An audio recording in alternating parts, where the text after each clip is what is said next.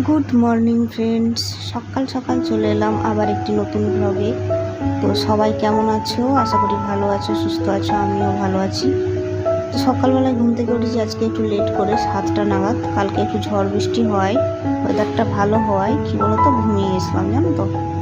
তারপরে সকালবেলায় উঠে যে চানাচুর মুড়ি একটু কাঁচা ছোলা নিয়ে খেয়ে নিলাম। আজকের কিছু বানালাম না, কারণ শরীরটা আমার ভালো নেই। গোটা রাত পেটে যন্ত্রণা করেছে, আগের দিনও যন্ত্রণা করেছে, জানি না গ্যাসের কারণে বা কোনো কারণে হয়েছে। আর তারপরে যে একটা সবজি করে নিচ্ছি। সবজিটা হচ্ছে কুঁদরি আলু ঝিঙে দিয়ে একটা সবজি তরকারি। এদিকে ভাত বসে গেছে, তরকারিটা বসিয়ে দিলাম। দেখতেই পেলে ঝিঙে আলু আর কুঁদরি দিয়ে করে একটা তরকারি করে নিচ্ছি। আর আমার হাজব্যান্ড হচ্ছে বাজারে গেছে, তো বাজার থেকে একটু চিকেন নিয়ে আসবে বললো আজকে। তো বললাম ঠিক আছে, তাহলে আর কিছু রান্না করবো না, ওই চিকেনের ঝোল আর এই সবজিটা মানে তরকারিটা করলাম। আর চুল এখনো চিরুনি টিরুনি করে নিয়ে আমি একটু ফ্রেশ হয়ে নিয়েছি, রান্নাটা করবো। শরীরটা কাল থেকে খুব খারাপ, আবার প্রচণ্ড পেটে যন্ত্রণা শুরু হয়েছে।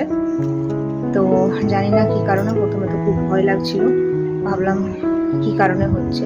তো এই সময় পেটে যন্ত্রণা হয় কিনা সেটাও তো আমার অভিজ্ঞতা নেই, তোমরা একটু কমেন্টে একটু আমাকে জানাবে। আর এই যে এসে বসলাম, তরকারিটা বসিয়ে দিয়ে এসে বসলাম, রান্নাটা হয়ে যাবে। আর সে আসলে তারপরে চিকেনের ঝোলটা করবো। তো যদি ব্লগটা ভালো লাগে অবশ্যই একটা লাইক করে পাশে থেকো। আমি প্রত্যেকদিন 11টা থেকে ব্লগ ভিডিও দিয়ে থাকি। আর আজকে সেরকম কাজবাজ করতে একদম ইচ্ছে করছে না, বিছানার মধ্যে বসে আছি। দেখো বিছানাটা একটু ঝাড়া হয়েছিল, সেটা তোমাদের সাথে শেয়ার করতে পারিনি। আর সবসময় ক্যামেরা অন করে কাজ করতেও পারছি না, তো একটু বসেছি, রান্নাটা হয়ে যাক তারপরে উঠবো। তো চিকেন আনার কথা ছিল, তো আমার হাজব্যান্ড চিকেন না এনে মটন নিয়ে এসছে।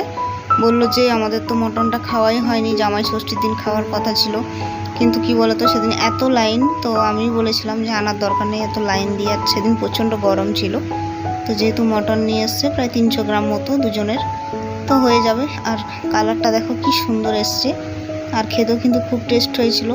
আর এটা আমি কিন্তু প্রেশার কুকারে করে নেব। প্রেশার কুকারে মটনটা করলে আরও ভালো লাগে, দেখতেও সুন্দর কালার হয়। তো যাই হোক, আজকে মটনের ঝোল আর হচ্ছে সবজি দিয়েই ভাত খাওয়া হবে। তো তোমরা ভিডিওটার পাশে থেকো। এই যে দেখো খেতে বসে গেছি, স্নান হয়ে গেছে। আর এই যে একটা আম কেটে নিয়েছি, একটা নয় দুটো।